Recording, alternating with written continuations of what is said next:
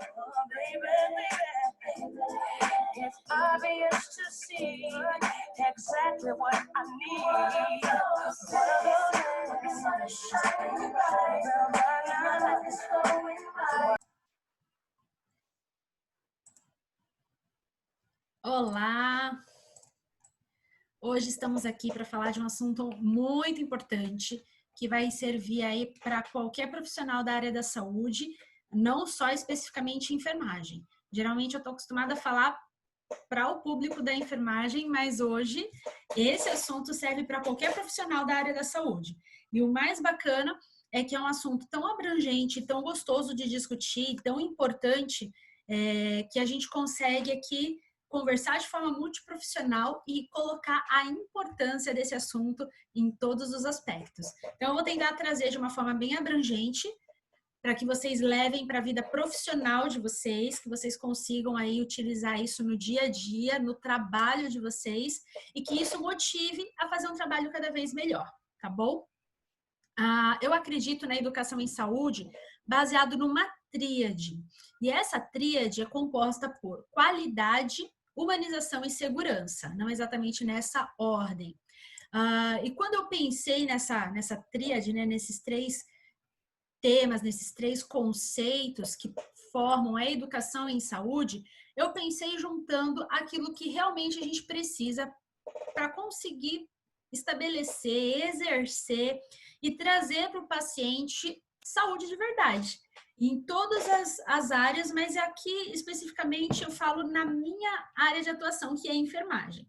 Então, vamos lá, qualidade. O que seria qualidade só para a gente conseguir, porque eu vou usar bastante esses termos durante essa aula. Então, eu vou explicar brevemente, não é o foco explicar sobre isso agora, mas eu vou explicar brevemente o que seria essa tríade que eu acredito que seria uma teoria minha, baseada que esses três compõem um ensino completo de saúde. Então, qualidade. O que é uma assistência com qualidade? O que é um atendimento com qualidade? É quando eu junto ali eficácia e eficiência. E aí eu consigo, através da eficácia e da eficiência, chegar na efetividade. E com isso, a gente resulta na satisfação do seu cliente, que no nosso caso são os pacientes. Mas não, eu gosto de falar clientes. Muitas pessoas são contra, né? A gente falar cliente. Mas por que não? Eles são clientes, todos eles, inclusive o SUS. Afinal, todos pagam, né? Pelo menos os que são pagadores de impostos pagam por aquilo e são clientes. E se eu trato o meu paciente, se eu entendo que o meu paciente ele é o meu cliente, então fica muito mais fácil eu respeitá-lo, respeitar as suas vontades e o incluir no tratamento. E aí vocês vão entender que isso tem tudo a ver com segurança também. Então vamos lá. Qualidade. O que é qualidade? Eficiência, eficácia juntas que resultam em efetividade. Em outra aula eu posso falar sobre isso, se vocês quiserem, porque é um conceito muito amplo, qualidade, eficiência, eficácia, efetividade, e não vai dar tempo de falar agora, só queria dar uma introduzida no nosso assunto. O outro é a humanização. Então, humanização,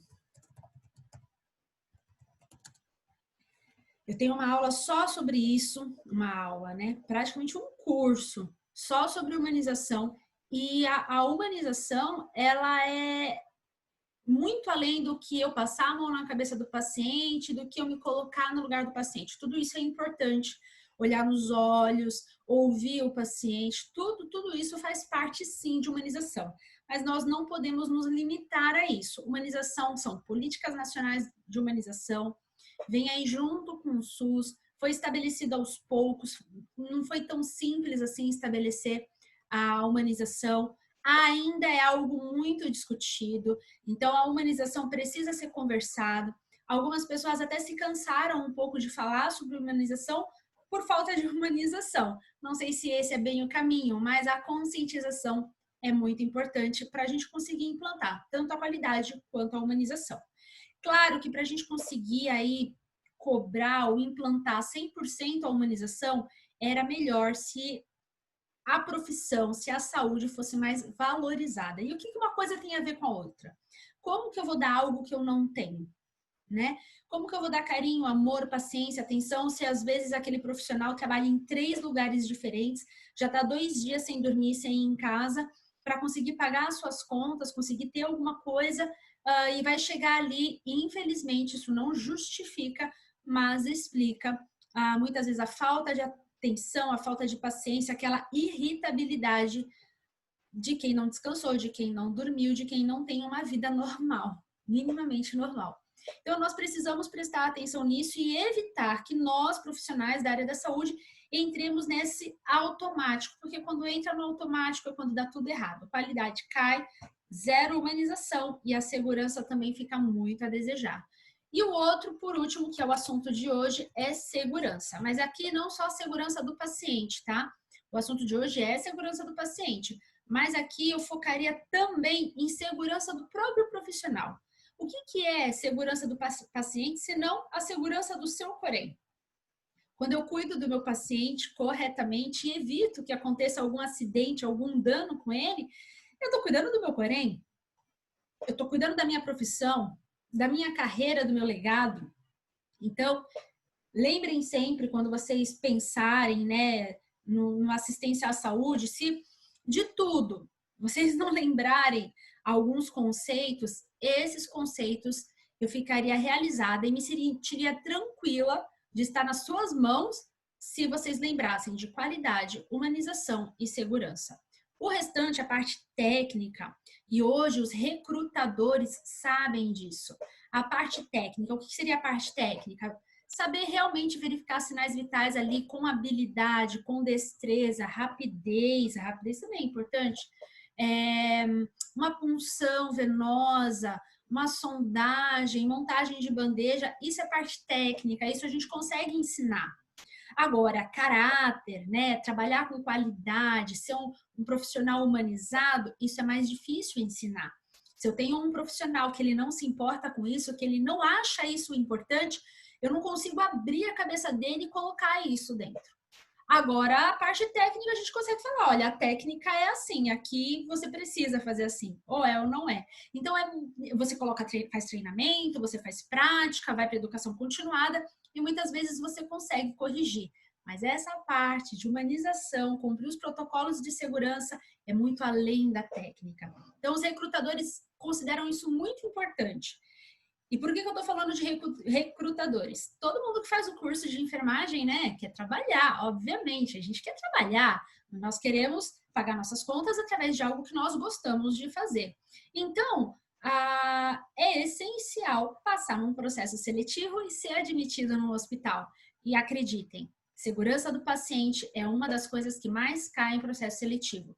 Para auxiliar, para técnico, para enfermeiro, em todos os níveis é pedido segurança do paciente, até para evitar situações muito delicadas. Vou falar mais sobre isso hoje, tá bom?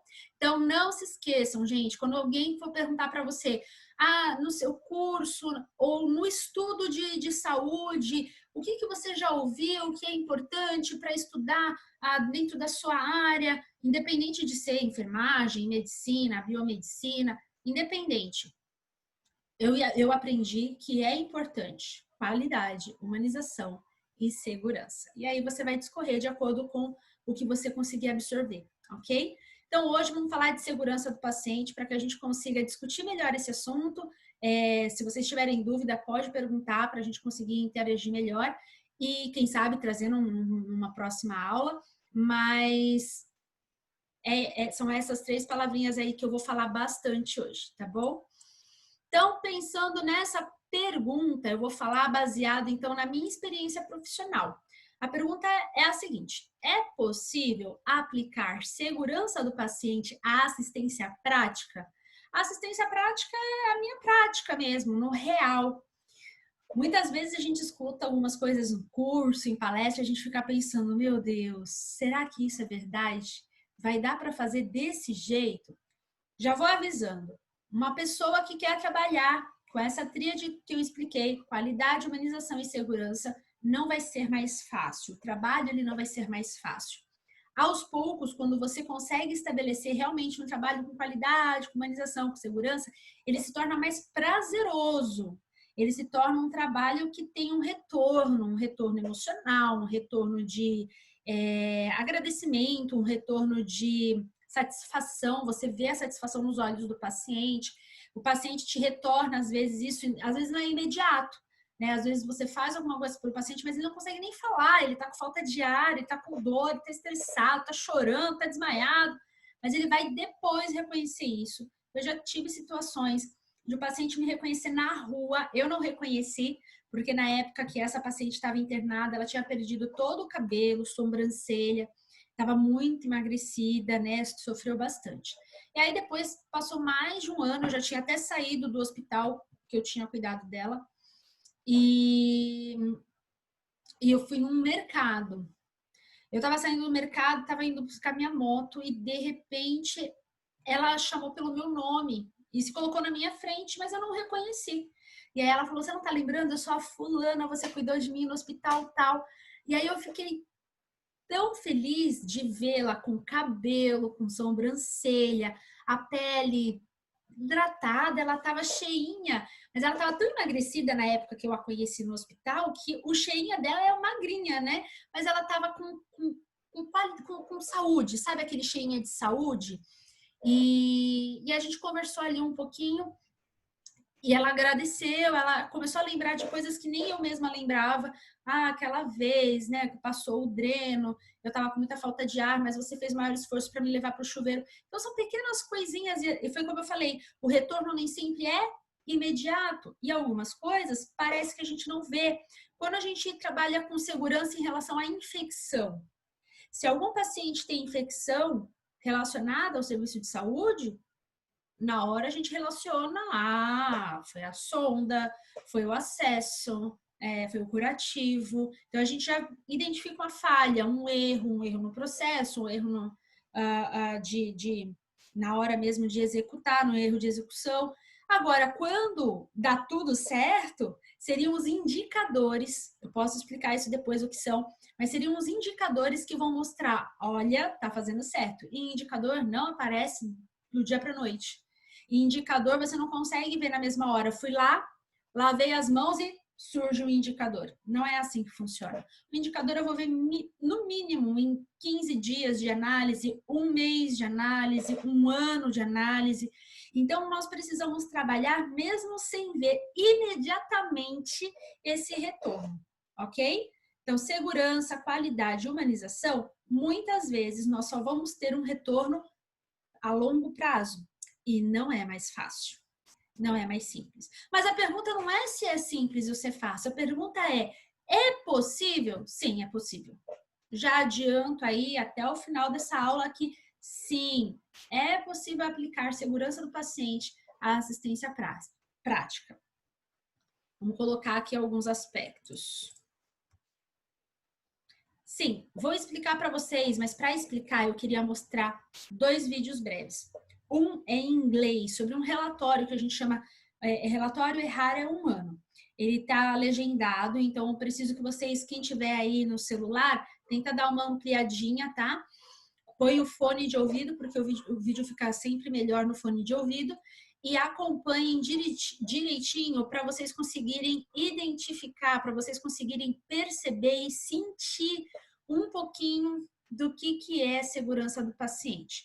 Eu gosto particularmente desse vídeo porque quando ele traz a realidade daquilo que o paciente vivenciou, a gente parece que sente mais do que só contando exemplo, né?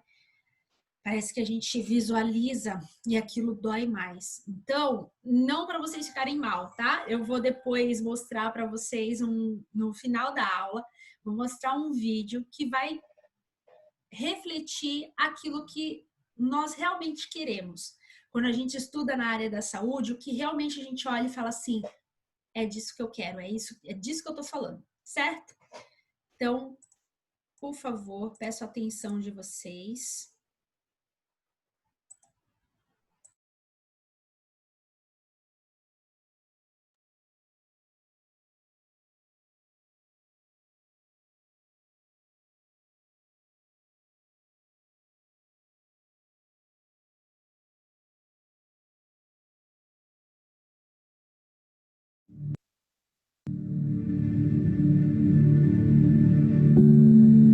Both my husband, Pat, and my son, Cal, experienced diagnostic errors.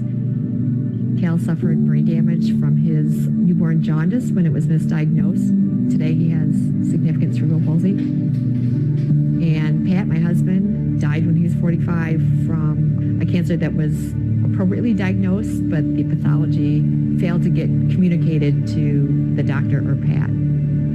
It was hard for us to understand and believe that this could happen in a developed country like the United States. Look at many of the statistics as the third leading cause of death in the U.S. Most people are completely unaware of that. That is the equivalent of 7 or 8 airliners crashing every day with no survivors. We're probably filling one Arlington cemetery every year from preventable medical harm. Most of us in medicine just said, well, that's the way it is. This is a problem that's, hiding in plain sight. This is urgent. It's a public health emergency. If you believe first do no harm, there is no excuse for not investing in things which will prevent harm. We have to acknowledge that to err is human, and then to figure out what do we do with that fact in terms of building a system that's safe for patients. We got to change it. We got to make it better. And I think many people are working very hard to make it better. One of the ways to really make a difference is you've got to get patients engaged. We could prevent many, many, many of these deaths immediately if we just put in the effort. We need to think about them not as unavoidable, but as unthinkable. To change patient safety, you have to change everything. We built it completely wrong. This is a time for openness and honesty. It's not any longer a question of possibility, it's a question of will. These are not just things that happen to other people. They happen to us, they happen to our families, and they are things that we need to work on. I cannot change what happened to Cal and Pat. However, my family's story is also a story of awakening, of passion, of change, and hope for the future.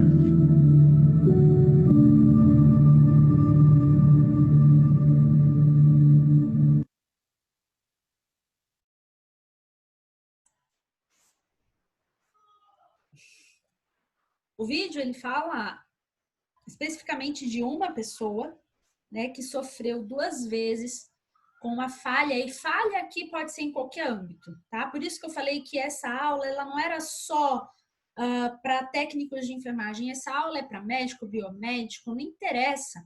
Vocês viram que um erro do laboratório, né, o laboratório não avisou o médico, que também não avisou o paciente, quando foram ver o câncer já estava muito avançado e o tratamento ficou mais complicado. É nisso que a gente tem que focar. Enfermagem não trabalha sozinha, medicina não trabalha sozinha, ninguém trabalha sozinho. Nós trabalhamos em equipe, um avisando o outro, um transmitindo para o outro informações importantes. Então, se eu não falo, se eu deixo de falar alguma coisa para o meu paciente, se eu deixo de falar alguma coisa para o médico, para fisioterapeuta, se isso não é acompanhado de forma correta, o que vai acontecer? Erros como esse que nós vimos, ok? Agora a gente vai ver um outro do Instituto Brasileiro de Segurança do Paciente. Eu gosto bastante desse instituto, tem nas redes sociais, Instagram, Facebook e no YouTube. Então, se vocês puderem acompanhar, esse instituto é um instituto sério, as pesquisas que ele passa são muito sérias, até para vocês observarem, né? Pensem bem, olha só o que a gente acabou de ver. É como se 8 aviões lotados caíssem nos Estados Unidos e ninguém sobrevivesse. É muita coisa, né? É uma coisa muito séria. Esses são os números dos Estados Unidos, porque esse relatório foi feito lá, ok? É uma iniciativa que veio de lá, por isso eu quis passar e só tenho legendado, mas existem algumas iniciativas como essa que eu vou mostrar para vocês do Instituto Brasileiro de Segurança do Paciente, certo? Então vamos lá, mais 2 minutinhos para a gente conseguir compreender os conceitos.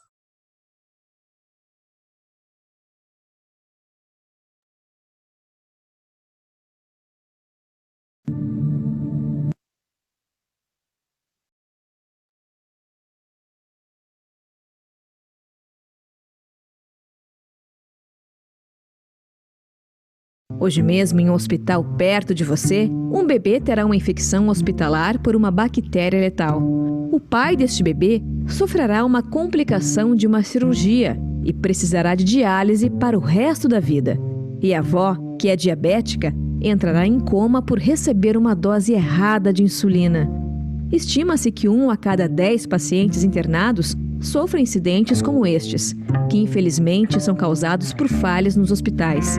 Significa que por ano, no Brasil, mais de 1.700.000 pacientes sofrem eventos semelhantes.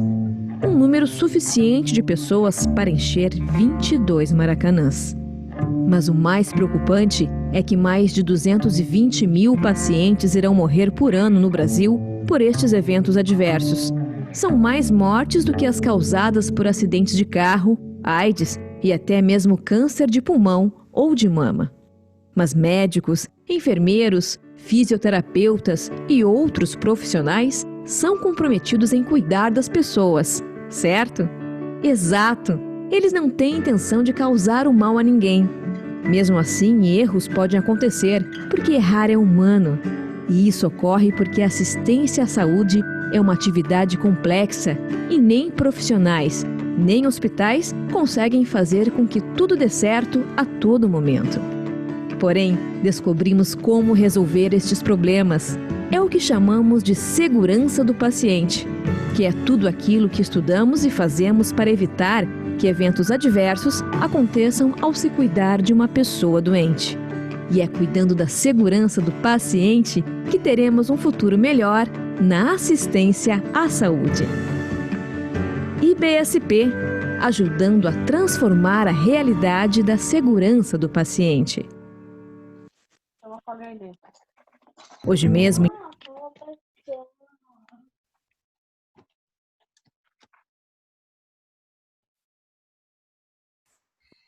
Então, vocês viram no vídeo os dados do Brasil. Eu passei inicialmente o dos Estados Unidos, até para a gente fazer uma comparação, e o do Brasil, que também não é muito bonito, né? Os números não são bonitos. Então, nós vimos 220.000 mortes por ano. É muita coisa. Por erros. A gente não está falando morte de doença, a gente não está falando morte por pandemia, não, morte por erros evitáveis.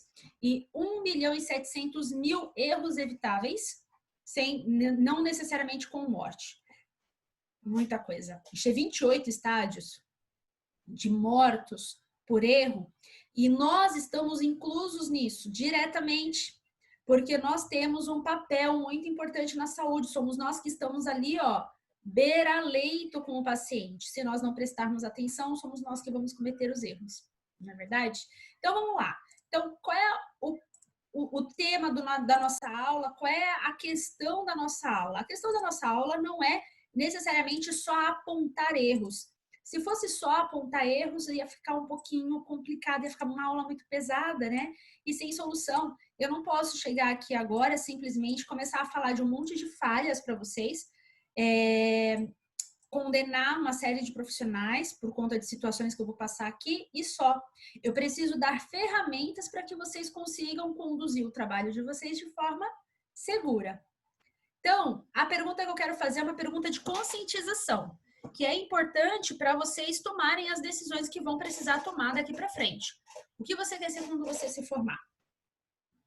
Quem já é formado, que tipo de profissional você quer ser? Quando você coloca o jaleco, seja para ir para o estágio, seja para ir para o trabalho. Você coloca o jaleco e aí, de repente, você vira um profissional que trabalha com qualidade, que trabalha com segurança, que trabalha com humanização, ou você está construindo isso desde agora.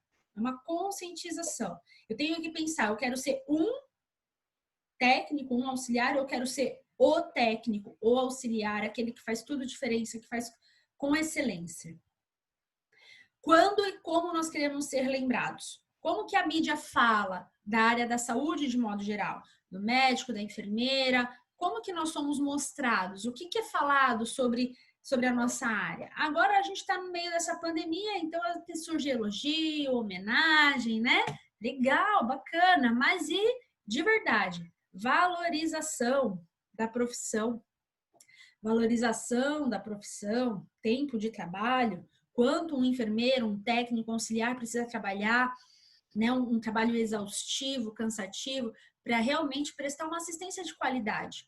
E eu falo isso como profissional, mas também falo isso como paciente. Já estive do lado de lá, eu como paciente internada, já cuidei da minha mãe, do meu pai, dos meus avós, do meu marido, do meu irmão.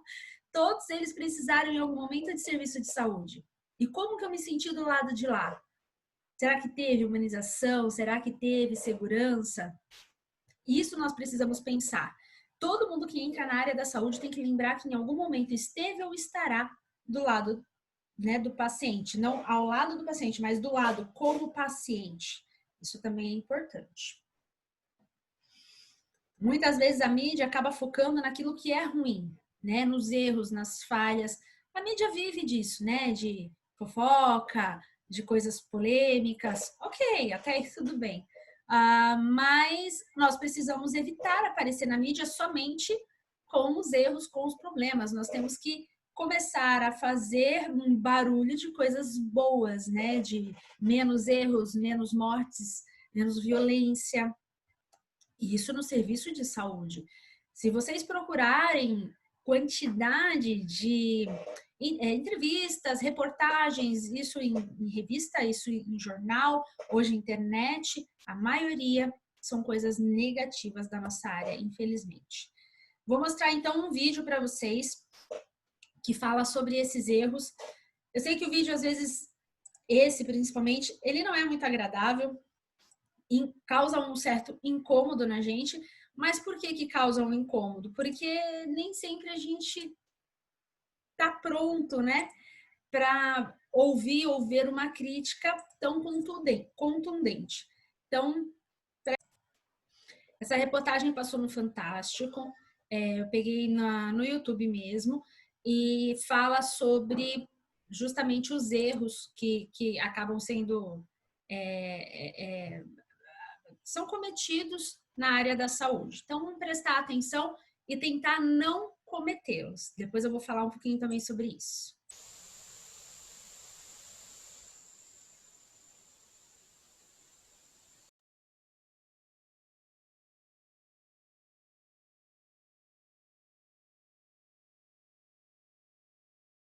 O assunto agora são os erros grosseiros cometidos por profissionais de enfermagem.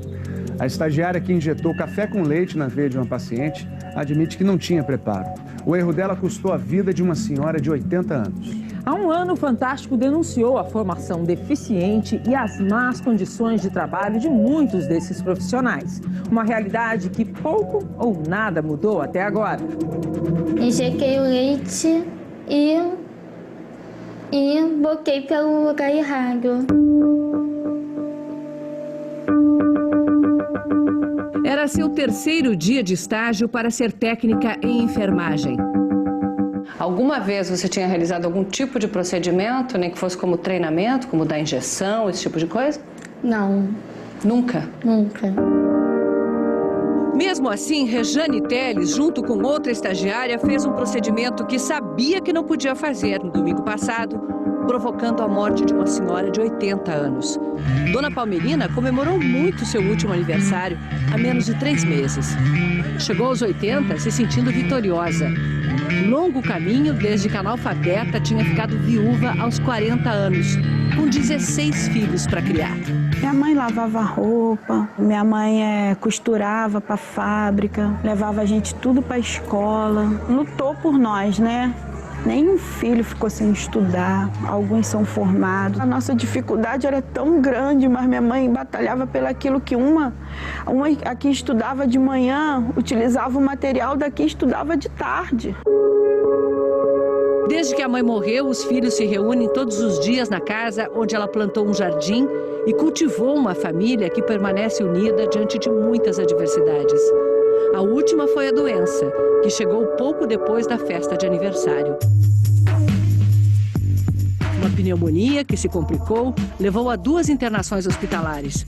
A última no posto de atendimento médico de São João de Meriti, na Baixada Fluminense. A filha, Loreni, estava com a mãe quando chegou a hora de Dona Palmerina receber alimentação por sonda. Doutor, como é que é quando a pessoa precisa ser alimentada através de sonda? Alimentação, que a gente chama de sonda, alimentação enteral, é decorrente de um problema que a pessoa não consegue se alimentar pela boca. Um tubo inserido pela boca ou pelo nariz conduz o alimento diretamente para o estômago ou intestino, dependendo do caso. As estagiárias injetavam o alimento quando Loreni percebeu que alguma coisa estava errada. Eu vi minha mãe se debater, buscar o fôlego. Minha mãe buscava o fôlego assim, ó, no ar. Abria a boca, fechava para baixo, abria a boca. A menina colocou café com leite na veia da minha mãe, meio copo, meio copo. O café com leite foi direto para o coração e pulmão e ela parou de receber oxigênio. Isso é como se o paciente estivesse sendo sufocado, então. Exatamente, o paciente não consegue respirar. Você tem consciência do risco que é injetar intravenoso o que deve ser uma alimentação oral? Tenho. Você sabia o risco que havia de injetar no lugar errado? Tenho. Eu sabia. Mas como estava tudo junto, qualquer um se confunde, né? É bastante fácil diferenciar um do outro. É difícil você confundir. Aqui a gente tem a sonda de alimentação enteral. A gente vê que ela é uma sonda de material diferente, muito mais calibrosa do que o catéter venoso profundo. E a conexão, tanto de uma quanto de outra, são bastante diferentes. Não te passou pela cabeça chamar a supervisora e dizer: olha, eu não estou com segurança sobre qual é qual aqui? Mas me passou pela cabeça chamar, sendo que a outra menina que estava do meu lado, ela falou que sabia e que ia me ensinar. A outra é Luciana Carvalho, que estava no primeiro dia de estágio. Elas sabiam que, por lei, estagiários não podem aplicar medicação na veia ou alimentos via sonda. E afirmam que, mesmo assim, obedeceram à ordem que teria sido dada pela técnica em enfermagem, Rayane da Silva Inácio. Ela pegou, me falou, para mim e para outro estagiário que estava do meu lado, que para ir fazer uns procedimentos. Mas não deu explicação nem de que, nem como. E onde estava a técnica de enfermagem enquanto isso tudo acontecia? Continuou sentada no posto de enfermagem, jogando no celular ou brincando no celular. Eu estou convencido que elas receberam uma ordem para fazer. Mas no curso, durante o curso e pelo supervisor da escola, também foi dito que elas não poderiam fazer sem a supervisão. Até agora, a polícia indiciou 4 pessoas por homicídio culposo, quando não há intenção de matar. As estagiárias Rejane e Luciana e as técnicas Rayane e Adriele da Silva. Os erros cometidos são comuns. 2 semanas atrás, Dona Hilda Maciel, de 88 anos, morreu num hospital de Barra Mansa, no estado do Rio, depois de ter recebido sopa na veia, injetada por uma técnica. Foi um erro muito grande, né? Isso não podia ter acontecido de jeito nenhum. Se ela fez isso com a minha mãe, ela faz com mais pessoas, né? Em São Paulo, Bruno, 2 anos, está com a vida por um fio. No mês passado, ele deveria ter recebido um sedativo para se acalmar na hora de fazer um exame. Mas o que deram para ele tomar foi ácido, usado na remoção de verrugas. O que também aconteceu com Letícia, de 4 anos, nesse mesmo hospital da região metropolitana de São Paulo. Ela não chegou a ingerir, se ela tivesse ingerido, ela estava igual o Bruno, né? Letícia conseguiu cuspir o ácido, escapou das lesões internas, mas ficou toda queimada. Um ano atrás, uma reportagem do Fantástico mostrou vários casos de erro de enfermeiros e técnicos em enfermagem.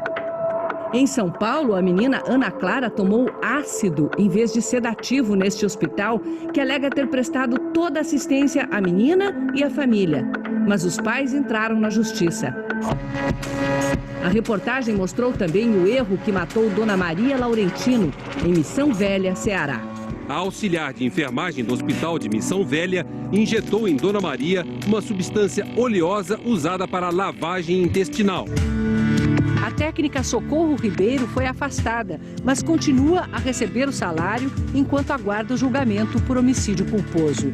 Os erros acontecem. Não é só responsabilidade do profissional. Temos que considerar todos os problemas que existem dentro do sistema de saúde. Um desses problemas denunciados pelo Fantástico é o da formação profissional. Esse curso técnico na mesma cidade cearense não tinha laboratório, o que não é permitido. Um ano depois, ele continua funcionando sem autorização.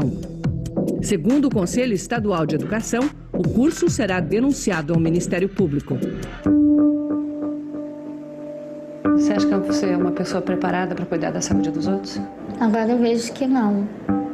Mas neste sábado, Rejane voltou a frequentar as aulas do curso técnico de enfermagem.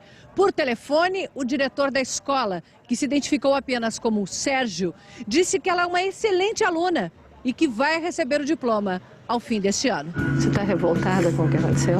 Não estou revoltada porque se os olhos dela fechou dessa forma, com certeza foi para que houvesse assim, uma grande mudança. Nós não temos plano de saúde, mas a gente tem aonde ser socorrido. Então que seja um bom socorro.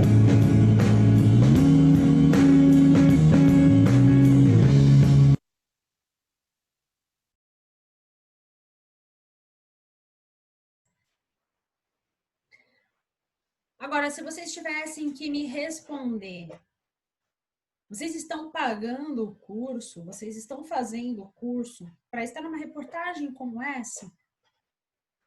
Vocês entendem a seriedade quando a gente fala, acompanha, faz a prova, faz o trabalho, faz a pesquisa, estudem, vejam a apostila, não deixem de estudar, o professor está aqui para tirar as dúvidas de vocês. A importância de vocês estarem aqui, né, no final do semestre, aí 22 de junho, acabou já. Quem fez prova e tirou nota, acabou. Quem não precisa de recuperação, acabou. Mas vocês estão aqui. Acho que vocês entenderam a seriedade do que é enfermagem. Não estão fazendo por fazer, para pegar um papel e falar, sou técnico de enfermagem. Até porque você não vai passar em prova nenhuma. A pessoa que faz o curso dessa forma, de qualquer jeito, não presta atenção em nada, não leva a sério os estágios, não vai conseguir trabalho. E se conseguir trabalho, corre o risco de fazer como essa pessoa da reportagem, né? Então, o que a gente tem que pensar? Não é condenar a pessoa, claro que não. O médico ali mostrou, né? É muito diferente. Ali na mão dele, num boneco, realmente é muito diferente. O calibre é diferente, o material é diferente. Por que acontecem os erros? Vou explicar para vocês. Na hora da aula, não presta atenção. Não anota nada. Não faz caderneta de estágio. Quando vai para o estágio, não está nem aí. Gente, olha a importância do estágio. Por isso que eu levo tão a sério o estágio. O estágio, vocês colocam a mão na massa, vocês olham para o paciente e põem a mão para fazer. O estágio faz com que você tire as dúvidas. Na sala de aula você ouviu, você viu na apostila, mas no estágio você vai ver e vai fazer. É diferente de eu falar assim, olha, um pé diabético tem um cheiro característico, um odor bem forte. Aí cada um está imaginando uma coisa, se é que está prestando atenção na aula. Quando você vai para o estágio, prestando atenção ou não, meu querido, você vai sentir o cheiro característico. Você gostando ou não gostando, você vai ter que colocar a mão lá. E aí, um dia, quando alguém fala assim, pé diabético, na hora você vai lembrar da experiência que você teve. Eu até consigo explicar bastante coisa aqui numa aula teórica.